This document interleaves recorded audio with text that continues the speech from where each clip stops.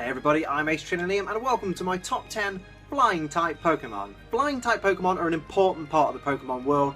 They're so useful in the fact that most of them can learn Fly. There are a fair few exceptions. Some of these exceptions make sense, like Mantine and Jumpluff. Others make a little less sense, like Scyther and Butterfree. What do you mean they can't fly? They've got bloody wings! Sometimes that company don't make a lot of sense. But regardless, I bring to you my top 10 favourite Flying-Type Pokémon.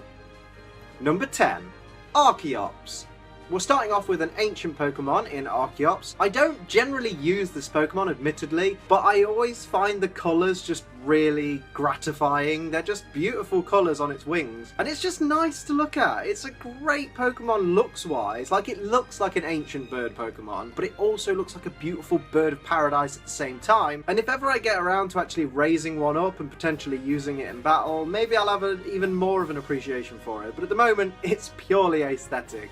Number 9, Articuno. Now, it's not very often a legendary gets on one of my lists, but when I was a kid, Articuno was the legendary for me. I had to catch Articuno. I would ignore Zapdos, I would ignore Moltres, but friggin' Articuno I had to. Every time I played through Pokemon Blue again and again and again, as soon as I possibly could, bam, straight to Seafoam Island. I didn't care if I caught Zapdos, I'd let it die. I wouldn't care if I caught Moltres, I'd just let that die. I had to get Articuno. It was just so beautiful and so powerful in Generation 1. I mean, nowadays it probably isn't that powerful, I imagine. I haven't really used it since Gen 1. Ice and Flying, 4 times weak to Rock.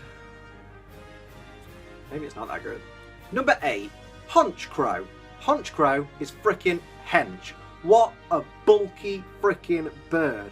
This thing hits so hard, it's unreal. With the right combinations of items, IVs, attacks, and abilities, you can have a pretty intensely powerful Honchkrow. And the thing looks so cool. It's like a mafia boss, like a Don. I mean, I know that's the whole point of the design, but it really works, and it looks cool, it looks intimidating, and it's a really well-designed flying type, which sometimes can be quite difficult. Can't it, Game Freak? Number 7, Dodrio. Don't blink, you'll miss it. Seriously though, Dodrio is freaking fast. It is up there as one of the fastest non-legendary Pokemon in the game. It is crazy fast. Its base speed stat of 100 puts it miles before the rest of the competition. Literally. Dodrio holds a special place in my heart as well because it was the first shiny I ever caught on land. I caught an Octillery as my first ever shiny through chain fishing, but Dodrio, well, Doduo at the time, that was my first shiny on land. And once I'd evolved it into Dodrio, I wouldn't have traded it because I'm really nice like that. Number 6, Hawlucha.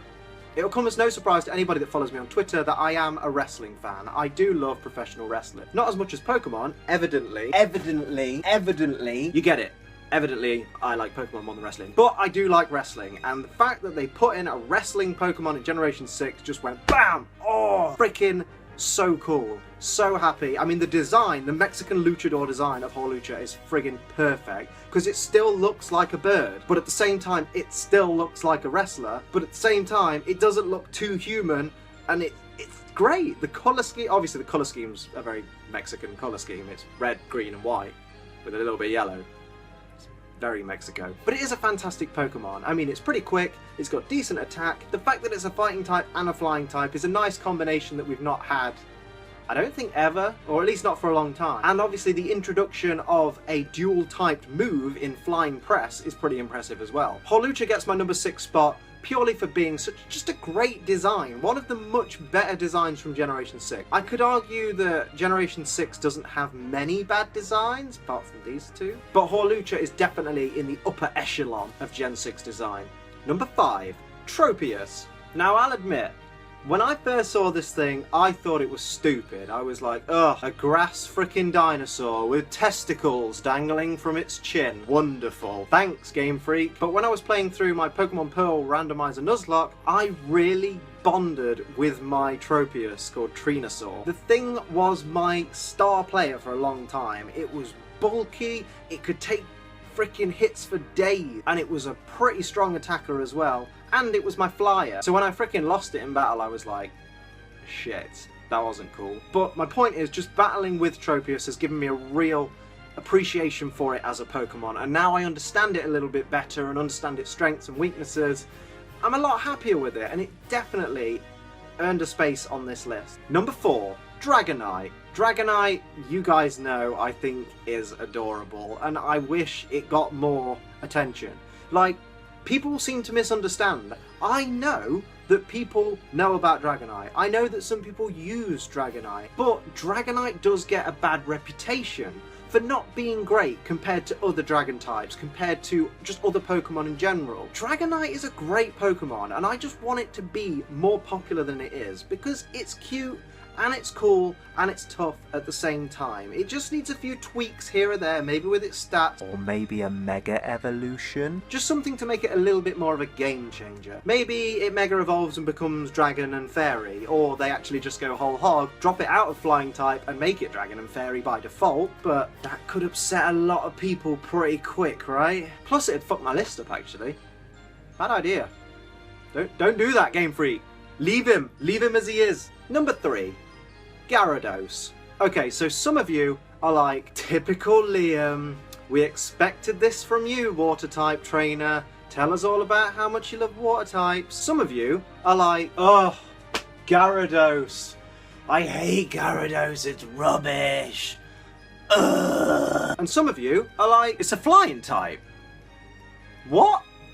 Really? But yes, Gyarados is the flying type that really should be a dragon type, because, you know, isn't it based on a Chinese dragon? I don't know, it's based on some Chinese mythology, I believe, which could mean that it's able to fly, but you guys will correct me in the comments. I am almost certain of that. But for me, yeah, I think Gyarados should be a dragon type, but I like its Mega Evolution, as I said in last week's video about dark types, that I like that it Mega Evolves into water and dark, so no biggie to me. It's still a great flying type. Yeah, it's 4 times weak to electricity, but all the flying types I seem to like seem to be 4 times weak to something. Gyarados, as I've always said, is badass, it's intimidating, it looks like a formidable opponent. When you see it in the anime, it's always huge, it's always terrifying. Gyarados is a perfect example of Pokemon design done right. Number 2, Noivern. It's just so beautiful.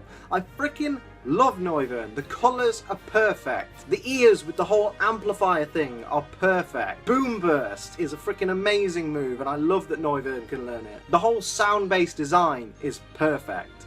Love Noivern. And yeah, again, 4 times weak to ice. That's typical Liam choosing the 4 times weak to something Pokemon. That's why I don't win any battles, because all my Pokemon are 4 times weak to something. And it's always a really obvious weakness.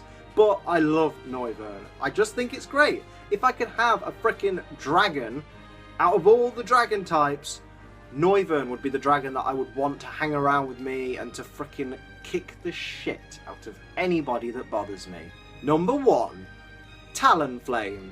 Cue the chorus of people going, ugh, why? I hate Gen 6. Gen 6 is fine. Get over it. Talonflame hits this list, as I said in my favourite Pokemon of each type video, because it's the most useful flying type, certainly in X and Y. Talonflame is a flying type Pokemon, one of the many flying type Pokemon that learns the HM Fly. It also has the ability Flame Body, which reduces the time eggs take to hatch by 50%. This, when you're trying to breed your perfect competitive Pokemon, or you're trying to find that shiny using the Masuda method, saves you hours. Talonflame's just really useful because it's a really practical Pokemon. Someone actually designed Talonflame with the Masuda method in mind, clearly, and that's great. Granted, in Omega Ruby and Alpha Sapphire, Talonflame is less important because you can have any Flame Body Pokemon in your first slot in your party, and then you can just use the Eon Flute to fly around on Latios and Latias using the Soar ability.